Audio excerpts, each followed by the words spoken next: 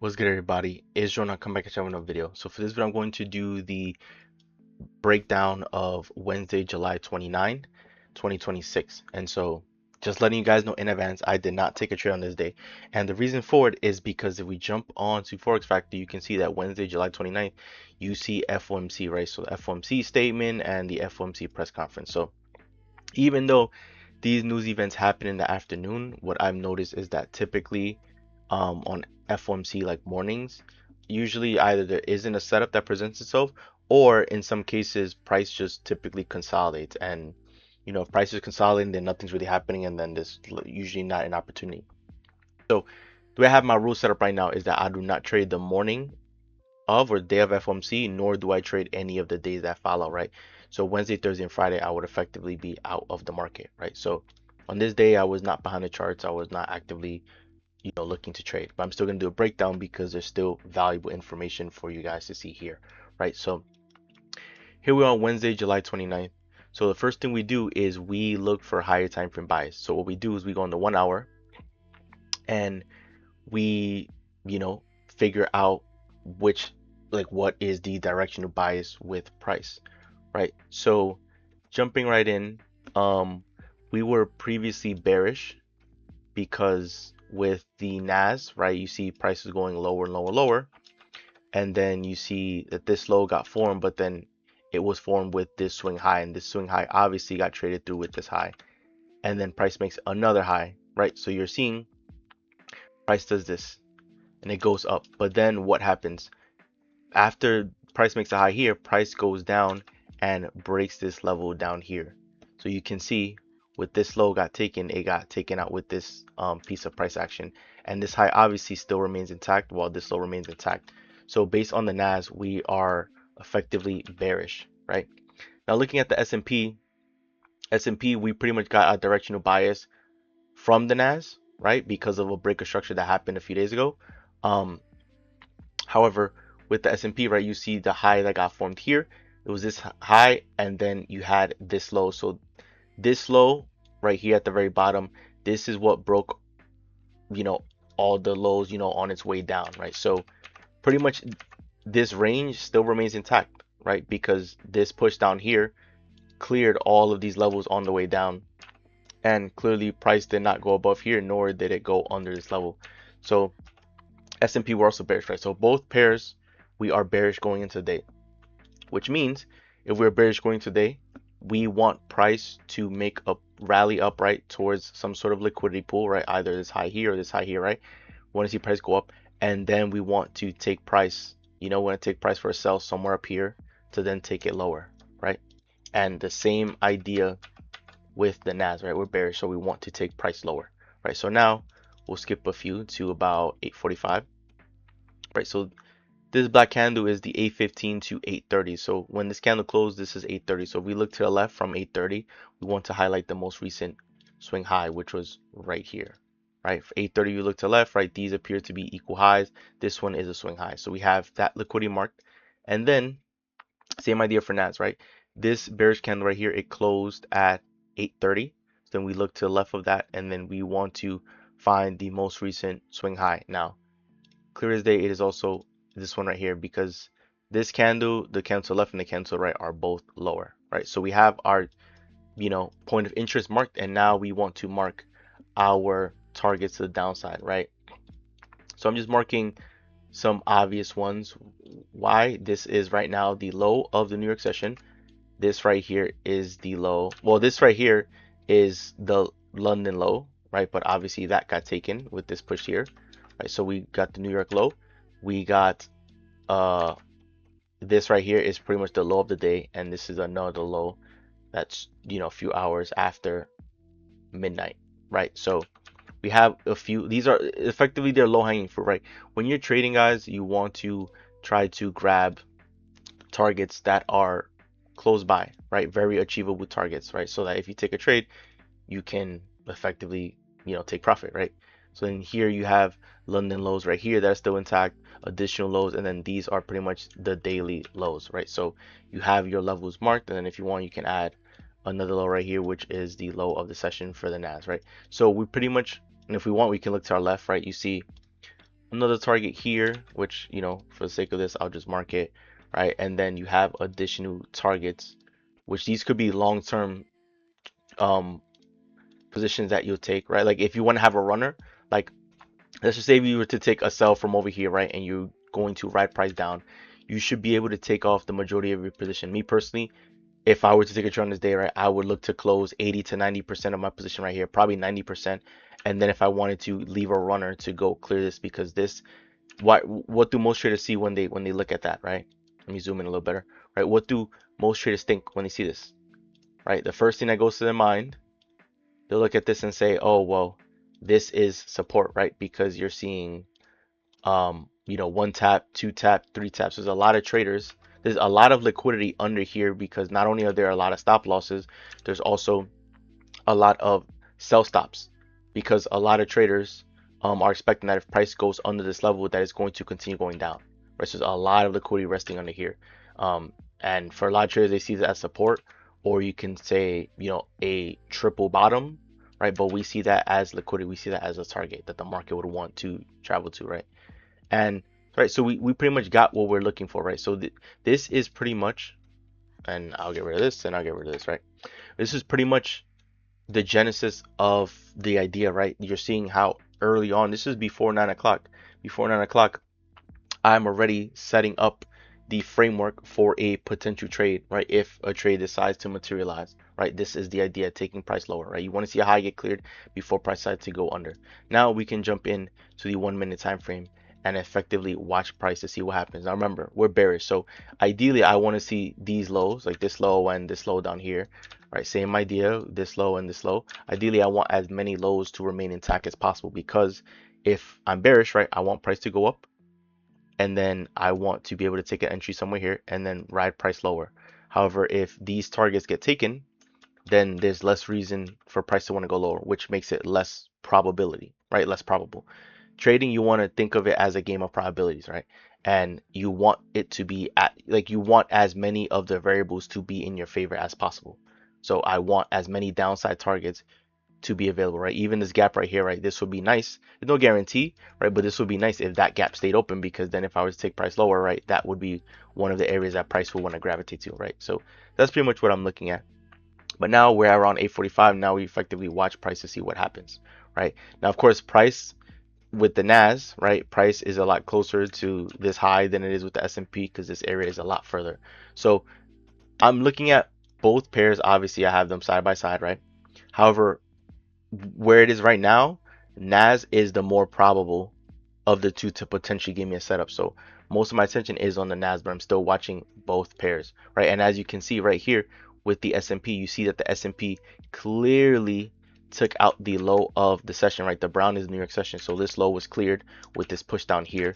So then I would erase this, right? Because that target is no longer valid and price is making its way down and is getting closer to another target down here. Now remember, if I'm bearish, that means I want to sell price and take price lower. I don't want to sell price and take price lower when price is already at the bottom, right?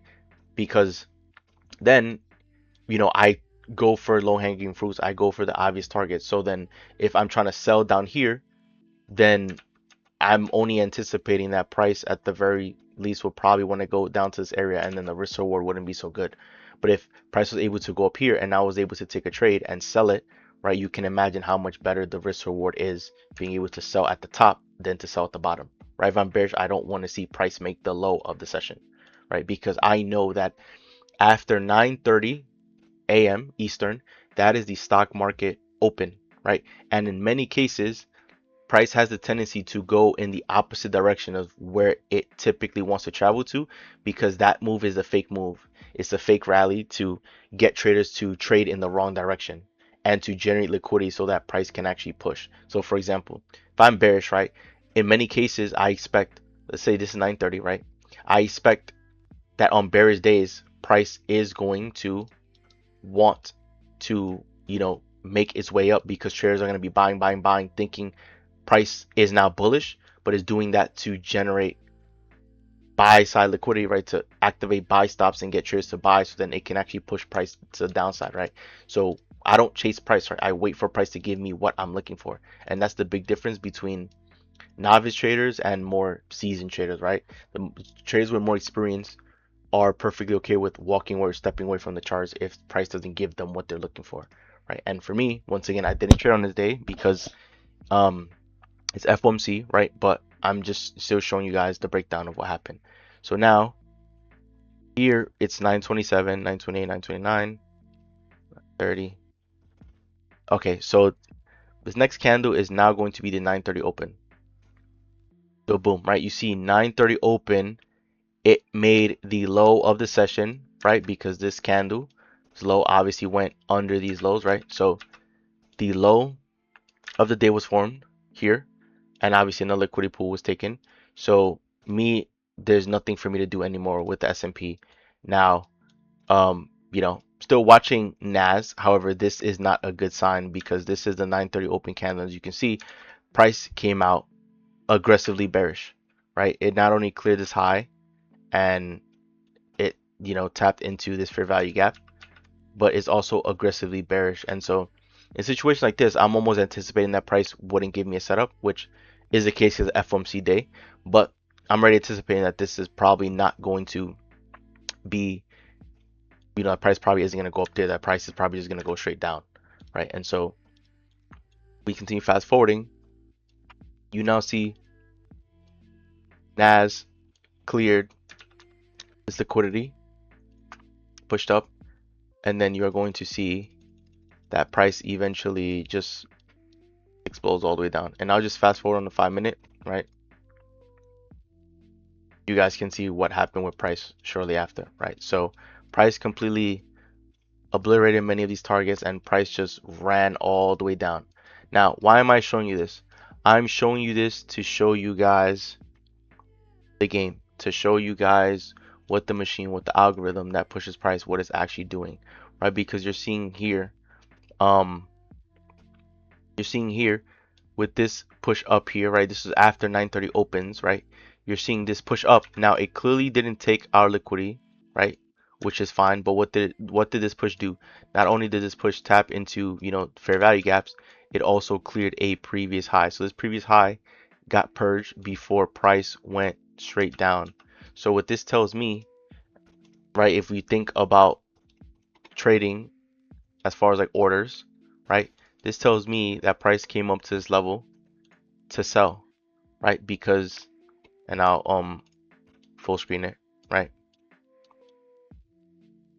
This tells me that price came at this level, right, to sell. It went up here to sell. Why? Because there were buy stops resting above here, right? Think about the traders who they see this and they think, oh, they'll look at this and what do they see, right? Many of these traders, they'll see this and say, oh, well, this right here, this is resistance, right? This is resistance. So a lot of these traders are selling, selling, selling. But then other traders will see this and think that if price goes above this level, that price broke out of this resistance. And now, to support resistance logic, it should now be support, right? So you see this bullish candle up, right? And you're probably telling yourself, okay, well, now this is going to be the new level of support. Why? Because if I use this rectangle right here, right? What are we seeing? Resistance right here. Price blasted above it with this candle right, it broke through. Then price what? Reacted off this level. It tapped it and price continued to respect it, right? Then price came down, blasted through. Then price came up here, respected it, right? So a trader sees this push up, and what is it, right? You have breakout traders. They'll begin buying because they see the aggressive bullish momentum. They're buying, buying, buying, not understanding or knowing what the higher time frame bias is. The higher time frame bias is bearish. So that means you should be looking to only take sells. But there's traders who trade only with the short-term perspective, so they get caught on the wrong side of the market, and they see this 3 candle pattern of all this bullish momentum, and they think that price is now bullish and is going to go higher. So people are chasing that, but price went up here so that it can activate the buy side orders, right? Get traders to buy, and then the buying is, excuse me, all the buying that happens is the perfect counter for price to now sell. and then price sold, and then price completely obliterated, right? So imagine the traders who seen this as resistance, right? They probably, sold at this level when price tapped it, right? Had, a stop loss above here, and it's cool. Right after price tapped it, it sort of rejected a little bit, right? So they were in profit. However, you can see with this push up, took out a lot of traders before the actual move down, right? And so a lot of traders, they go into this market thinking that, the market knows what their stop loss is, that the market is just going after them and targeting them.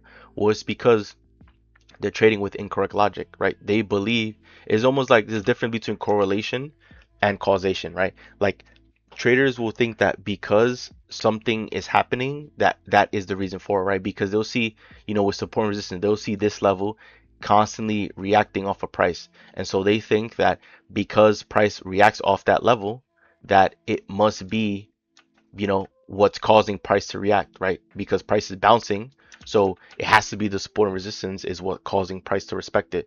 But as you can see with this push up, price didn't respect it. It just blasted right through. It did what it wanted to, and then it went straight down, right? So this is the game that's being played, right? You have to understand that like it's very common, right? A tendency in price that when price is bearish, it typically wants to go up, right? Before it goes down. And the same idea if price is bullish, right? If price is bullish, it typically wants to go down before it goes up because it's not common for price in this market to just go straight up if it wants to be bullish or straight down if it wants to be bearish, right? Its price typically moves in waves, right? So it's the same idea here, right? Price going up before going down, taking out the orders there. So now, jumping back into the S&P, right? I'll go into a 3-minute time frame. So I'll show you guys this, right? So once again, even though there was no trade setup that happened on this day because once again, price that reached our point of interest and is also FOMC, so I don't trade on this day, right? So no opportunity. However, I just want to show you something important, right? I want to show you this phenomenon right here because this right here is literally what I've been preaching nonstop.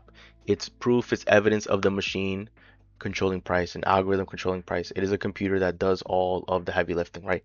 Price is not random. Everything that happens in the market is completely 1000% entirely controlled, right? So you're seeing with this fake move up, right? Now this happened before 9:30, right? But you're seeing a fake move up. What does this push up do? This push up cleared this high here, and it cleared this high here, and it broke structure, right? Because this was a low, and this was a previous structure point. So price went up. So this move right here was technically a structure break higher, but we're not going to chase that, and we wouldn't chase that because we are bearish on the higher time frame. So we're only looking to take sells. So if a move goes higher, right, like this, we're expecting that this push up is just to go after liquidity so that price can in fact go in the intended direction. So this push up tapped into a fair value gap. It cleared a high here and it took out the high here. And then what happens with this move? You see an aggressive push down. So this low, this was the previous swing point prior to the high that was made. And then price came down and blasted through with this low. And what I need you guys to understand with the machine is that when the machine steps in, the algorithm that controls price, you want to see displacement like this. After a high gets cleared, let's say this was the high, right? After a high gets cleared, right, you want to see it get taken and then you want to see clear displacement. And my definition of displacement is you want to see aggressive movement and you want to see consecutive candles until the structure break, right? You see after the first bearish candle was formed, you seen another bearish candle and this candle completely obliterated this low, right? The low didn't stand a chance.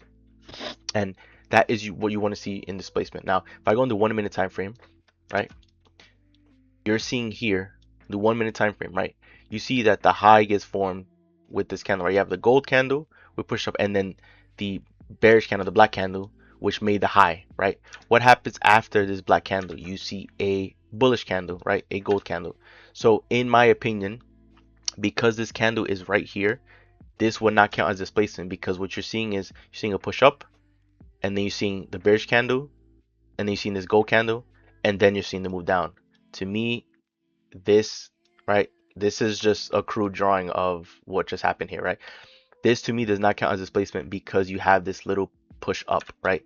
You have this little gold candle that price went up, went down, a little bit up, and then down. So I wouldn't count that as displacement. I want to see price push up, and then I want to see it go straight down, right? So because this would not count as displacement in my eyes on the 1 minute time frame. And the other reason for this is because if you look at these two candles here, they make equal lows, right? Like if you look at the L, which is the open, high, low, close, if you look at the low value, right, you see the low for this candle is 419.1. This one is also 419.1. So these are perfectly equal lows. So in my opinion, I would not be using the 1 minute time frame for an entry.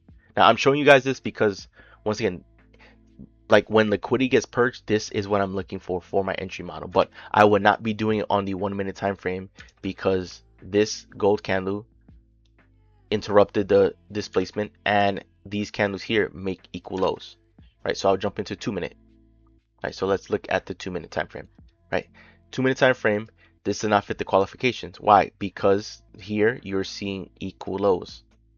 Right, so I would not consider that as a time frame to trade on, even though you're seeing the high get formed here, and then after a black candle, right, you're seeing another aggressive black candle, right? So you get displacement and you get the fair value gap within the high, the displacement high and the displacement low, right? You get the fair value gap within the range. But once again, this is not a swing low because it's not one singular candle.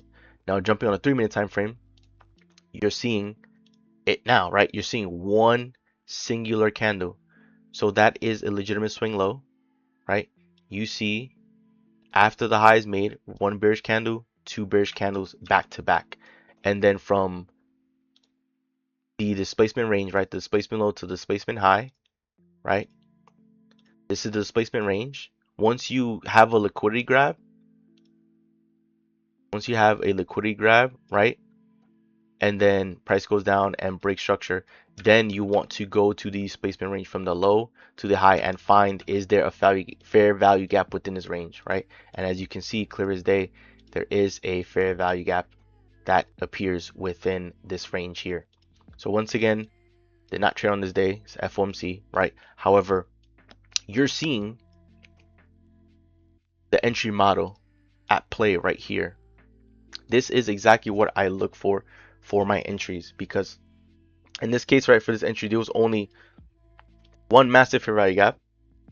So at this point, once you see this break of structure lower, right, with this move down here and this fair value gap be left, at this point, you could literally just set a limit order, right? Have a limit order right here at the entry of the fair value gap, because there's no guarantee price is going to go halfway or even to the top of the fair value gap, right? You always want to have it at the bottom of the fair value gap, and then your stop loss above this high. And obviously price doesn't go, right? You see the highest point, price goes here, it doesn't reach the high, so you would be in a little bit of drawdown for one candle, two candles, three candles, four right? You'd be in drawdown for like, because these are 3 minute candles, let's just say you would experience a little bit of drawdown for like 15 minutes, right? But then what happens? You see price rejects it. Right, look at the bodies, right? The bodies of these candles, the bodies remain within the fair value gap, and you're seeing if price goes outside of it is usually just a wicks. And then it completely just rejects lower. Price doesn't ever even go anywhere near the entry, right? Like you see take a sell here and then price just goes all the way down.